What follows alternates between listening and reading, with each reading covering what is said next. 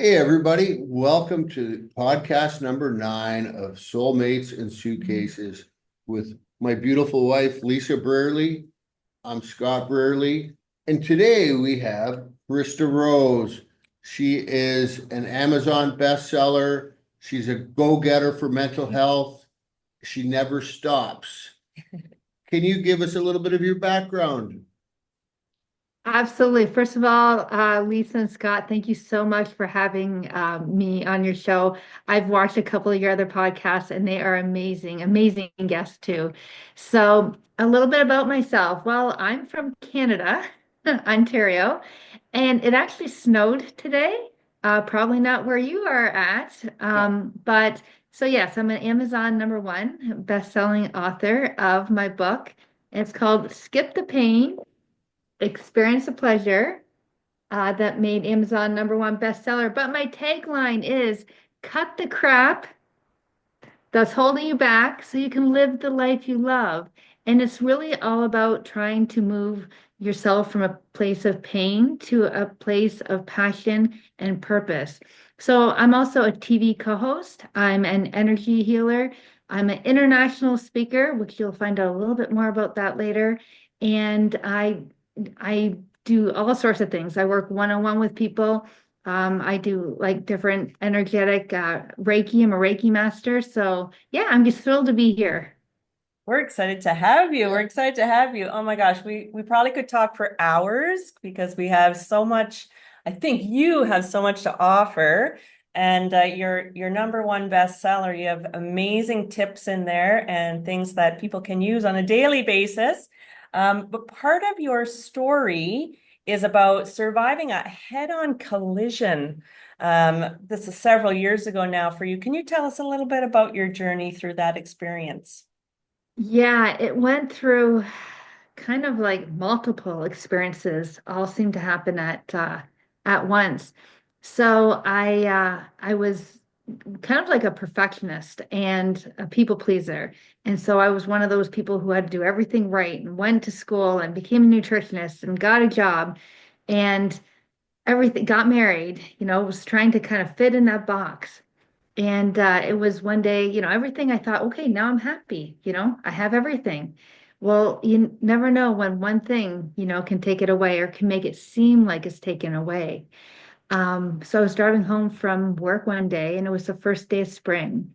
The first day of spring, you're not supposed to get snow, but this particular day, again, here in Canada, very unpredictable. We got snow. So I was driving home and my tires started sliding on a sheet of ice and I felt myself spinning. And that's when I got hit head on by a full-size pickup truck. And at that moment, there was that second of, am I going to live or if I'm going to die?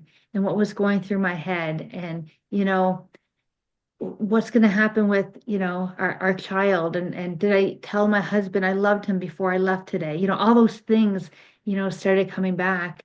But, I obviously I did live and I became so, so grateful. And continuing on, it was only 1 year, 1 month, and 1 day later, my husband passed away. He laid on a stretcher as I held him in my arms. We only knew for 2 weeks that he had leukemia, and he was the healthiest sick man you've ever seen. Remember, I was the one in the car accident a year before. He didn't, he had nothing, not even high cholesterol, non-smoker, social drinker. And out of the blue, this leukemia came. And again, we only knew for 2 weeks. And that started kind of a spiral for me, of some ups and downs. My downs became lower.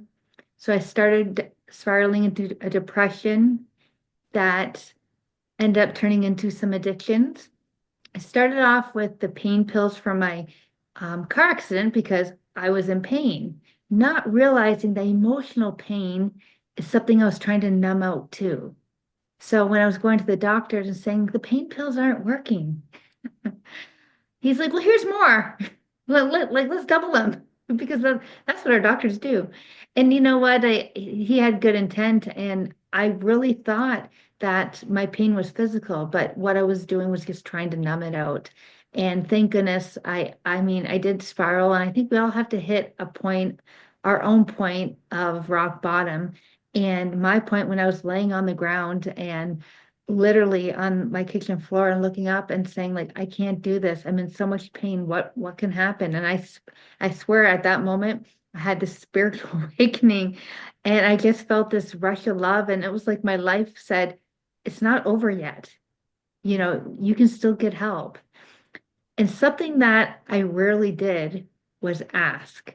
Three of the hardest letters for me to, to even comprehend, to ask, because I always had to do everything on my own. I wanted to be like Superwoman, or I wanted to be independent. I never wanted to depend on anybody. So I did ask for help. And, I really want to bring awareness to this because a lot of people say, what does an addict look like? Well, an addict in their mind can look like the person on the street, right? Nope, guess what? They can look like this, you know? And I'm bringing this up because I want those people who are hiding behind the mask that they are wearing of pain and trying to numb it out to say, it's okay. It's okay to get help, go seek help, which I did. And I went to a recovery home and did get better.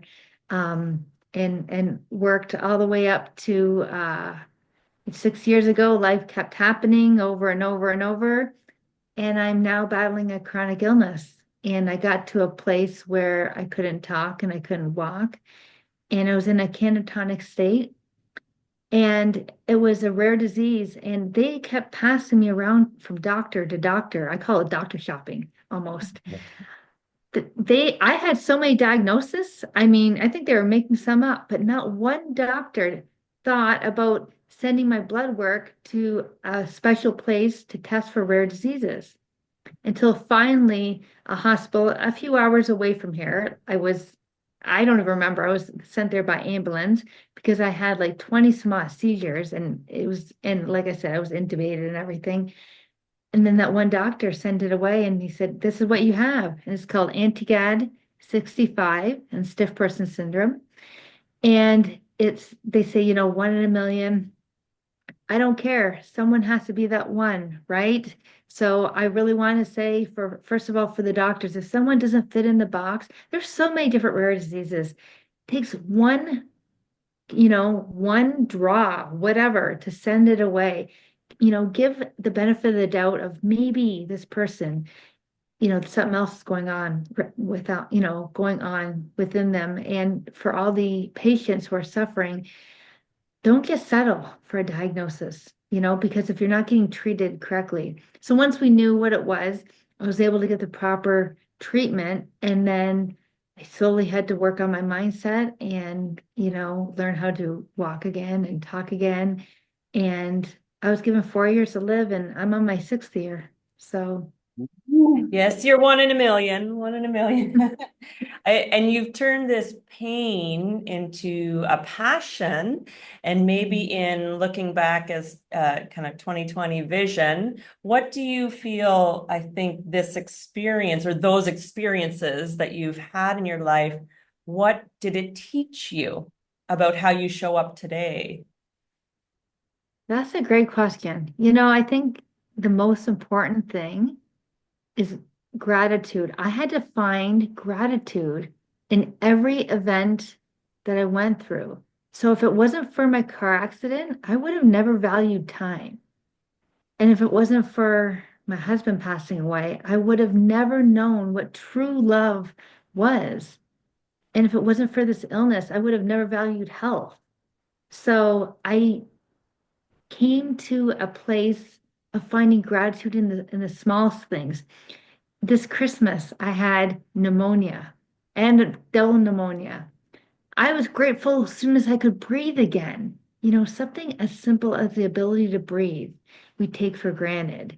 So I've used that really as part of my passion to keep showing up in the world. And I'll show you a quick picture. This is when I was in the catatonic state. Yeah. and this is when I was kind of shriveled up in bed when I was home. But I went, like I said, from this to this, and it doesn't mean like it can't be taken away in a second, but again, I'm grateful for where I'm at now, and that's why I'm stepping out of my comfort zone, huge comfort zone, because I was very self-conscious, first of all, about telling my story. People are gonna know, find out. Find out what? I don't know. How I speak, I'm always self-conscious about, am I saying the right thing? Because I had to literally relearn how to say words. And I thought, it doesn't matter. None of that matters. What matters is me showing up, inspiring other people to show up too. Yeah, totally. And I think one thing that's neat is that like your sort of understanding of never giving up. We're like, as a human race, we're always learning about new things. Like we learn about food and what food can do for us, or learning even more, like Scott has diabetes, learning to understand what that means and how to Yeah. adjust and what does it mean to keep your counts down. And so like there's always these new sort of opportunities to bring you forward in your life, right? And you never Yeah, know when they're gonna kind of come upon you. So absolutely. when you were introducing yourself, you mentioned that you were a co-host on a TV show. Can you tell us a little bit about the TV show that you're a co-host on? Yeah, so this has been an amazing opportunity. So I was a guest on it, actually. It's called The Author's Journey, and that's where they were highlighting my book, as well as highlighting myself. And they talked a little bit about, what my book was all about, and we had a lot of fun. And they got to meet me, and then I ended up being a co-host on it. So The Author's Journey, it's hosted on 360 E360 TV, and Sept is our, the main producer. We have the other two co-hosts are Laura and Howard. And right now we're just really having a lot of fun. We're bringing all new authors, any authors out there who are thinking about, wanting to put their book out there. It's hard. As you guys I'm sure know, is when you have a book, you spent all this time and money and heart and soul into it. And then what do you do with it? So our mission is to get it out there, get it shown, get your message from the words on the book out to people so it can be seen by so many people, many platforms, TV, and it goes on every type of social media. It gets shared out all the time. And now actually they have a replay mode every 6 months. It used to be 3 months and now 6 months. So the exposure is fantastic, and yeah, I'm just really honored to be part of it. Yeah, getting your book out there is a Oh, challenge for sure. I think for me personally, I of course I want as many people to read my two books as possible. But I realized going through the writing process, and I'm not sure if you had a similar experience, but it was the growth that I had, which is like the most rewarding part of it all. Did you experience that as well? As absolutely, what was one of the most interesting things, and this kind of ties into what's coming up, Yeah. is sometimes you realize practice what you preach. I was writing things down like, oh yeah, and this is how I did this, and then I'm like, but I'm not doing it today. Check. So then I was, it's good. I found out all these things about myself, and it's true how I overcame them. I never really thought about that. And the biggest thing I found out is celebrate those small wins because I was so hard on myself. I was beating myself up all the time because I didn't think I was good enough, because I was, this people pleaser all the time and a perfectionist. And if I wasn't perfect, then I was nothing, worth nothing. So I came to this realization, this place that that's not how it works. So. Yeah, and I think in society as a norm, we constantly compare ourselves with other people. And really, we're all on our own journey, and we're all doing the rediscovering ourselves and finding out what's amazing about ourselves. And yeah, so with that question, what do you have coming up, Christa? Because I know you have lots of things that you love doing and connecting with people. And just to let you know, we did meet Christa this past summer. So few months ago now, we had the opportunity to meet her and got some fantastic pictures of us with all our books. But what is coming up for you, Christa? So one of the things I've been working on is my next book. And so I have the cover here. It's called Shattering 22 Truths I Wish My Younger Self Knew. So what it is about, basically, is about if you went back in time and was able to talk to your younger self, what's one thing you would tell them? And no, Scott, not the lottery ticket numbers or lottery numbers. Lisa, not what to invest in. But those experiences that you've had now and would like to tell your younger self.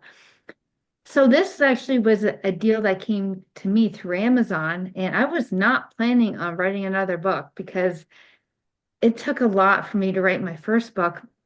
But I guess really divine intervention kicked in this series of events.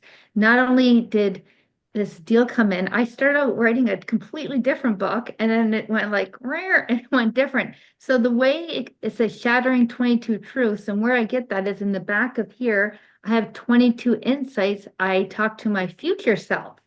So now my future self is here. And so I go back and I'm giving kind of advice to, it starts off my younger self and then shattering truths. And so I have the 22 of them. And that's another thing that really gave me that aha moments of, if I could really go back and tell myself and how proud I am of where I am right now. So that's one thing. And the second thing I'm extremely excited about is I'm going to Romania. I'm going to be doing a amazing keynote speaking engagement in the center of Romania at this beautiful retreat place, conference center, and it's filled with amazing speakers that I am only blessed to be sharing the stage with. I don't know if some of you have watched or heard of the movie The Secret. Yeah. Anyway, so a lot of the speakers or the people on there will be there.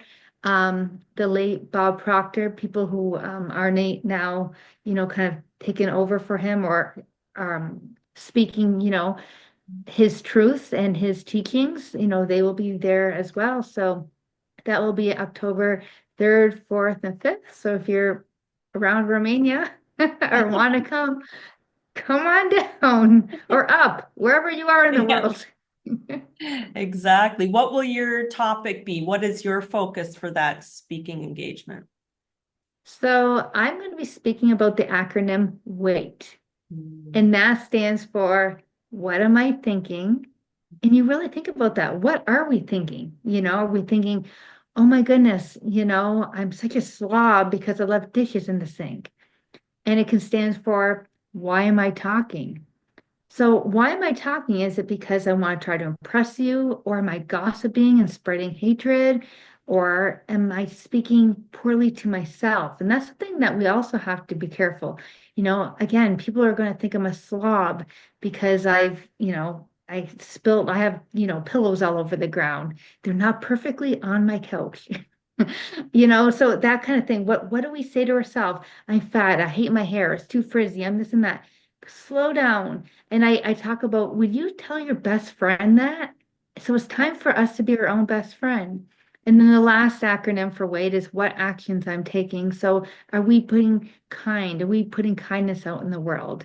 What random acts of kindness can we do? And it could be something simple as holding the door for someone, giving someone a smile. You don't know what's happening behind closed doors. That one smile, you might have been the one person who changed their whole look at life because their life can be so depressing. And your smile can mean someone actually seen me, so you have no idea. And all that really creates your reality. So we really are the ones who create our own world and our own reality. So I really try to say, wait, before I react, and I make sure I respond. Yeah, totally. And one thing I've learned, Scott and I were certified as crisis and recovery coaches this past spring. And one of the big kind of aha takeaways from that was being curious with other people, and curious in regards to in a loving way.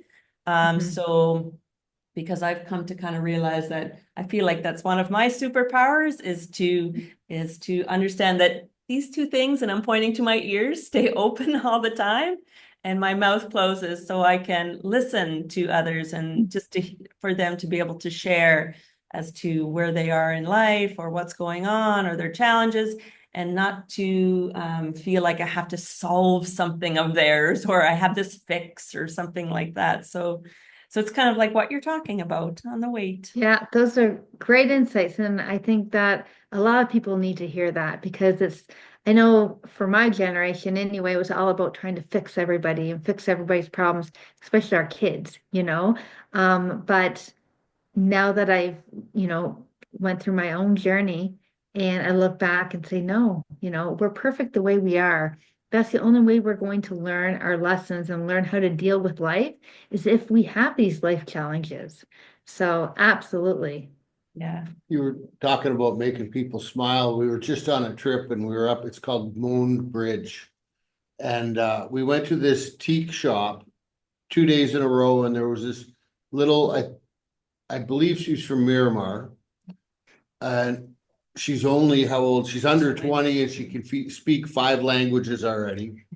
So Wow. she was ecstatic. We told her we would come back the next day and she was really happy and really kind and talkative. And then she found out what Lisa's name was. And she lit right up and she was like, "Your name's Lisa?"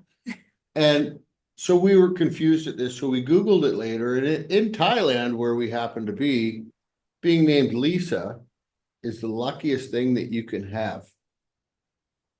So there you And go. the girl Wow. lit right up. It was pretty cool. Like, and that's what I attempt to do when I'm in the market and I make eye contact with people.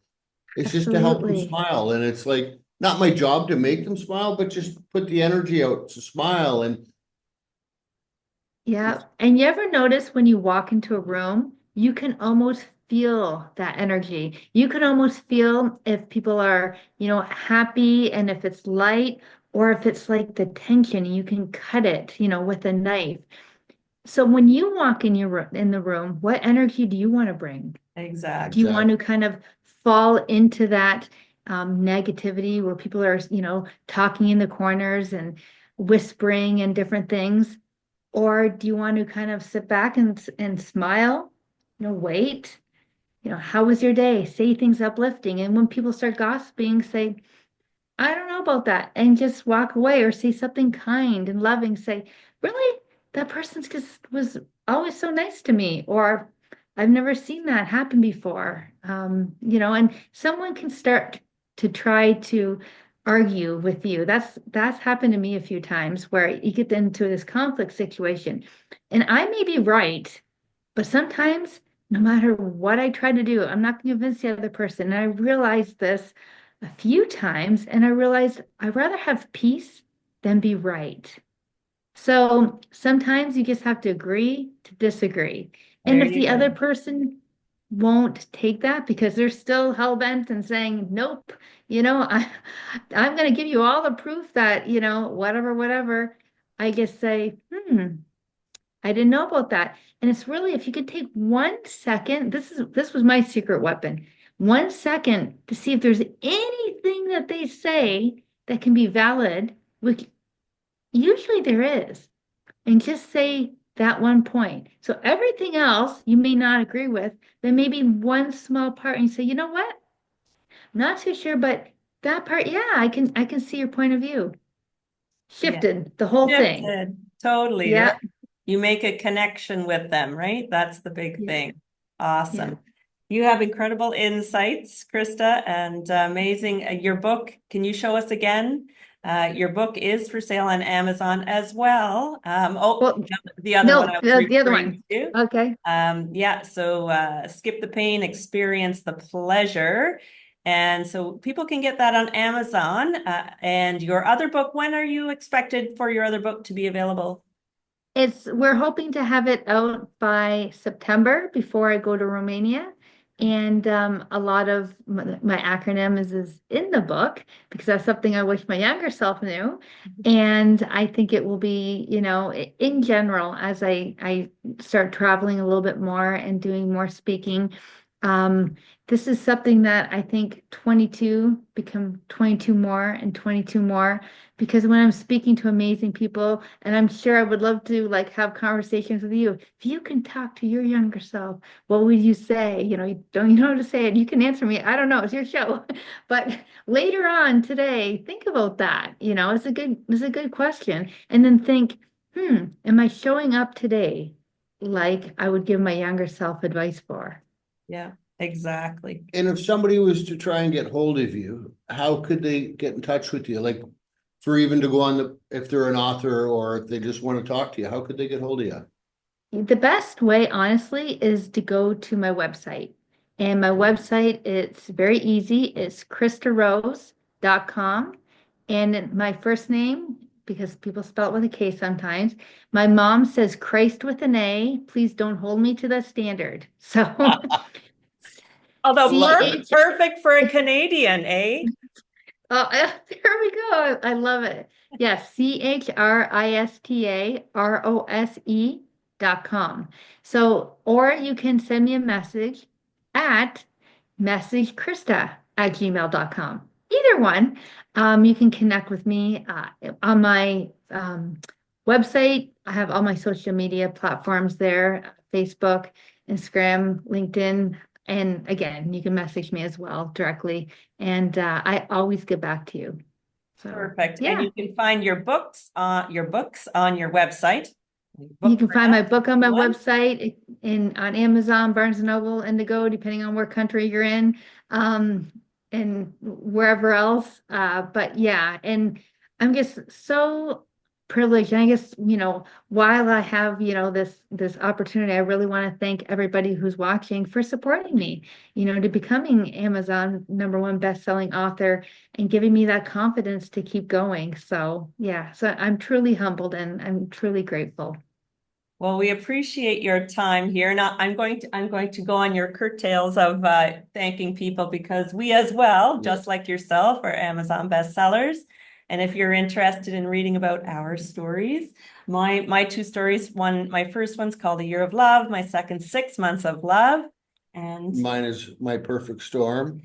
And we're excited to have you read all of our books, because we've accumulated huge amount of experiences and lots of amazing awarenesses over the last several years for sure. But thank you, Christa Rose. We're excited to release this podcast with you. And you are our #9 podcast. And as we say in Thailand, when we're very appreciative of someone who has joined us, we say, Kapun Ka. Kapun Ka. And thank you very much.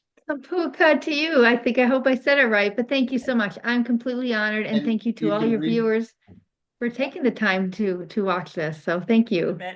You can find all of our podcasts on our YouTube channel at The Brearleys, and Brearleys, BREARLEYS at The Brearleys. As well, you can find our podcast on Spotify. Soulmates and Suitcases. Thanks, Christa. Thanks for listening. Thank you. It's Thank you, Scott awesome. and Lisa, so much. Thank you.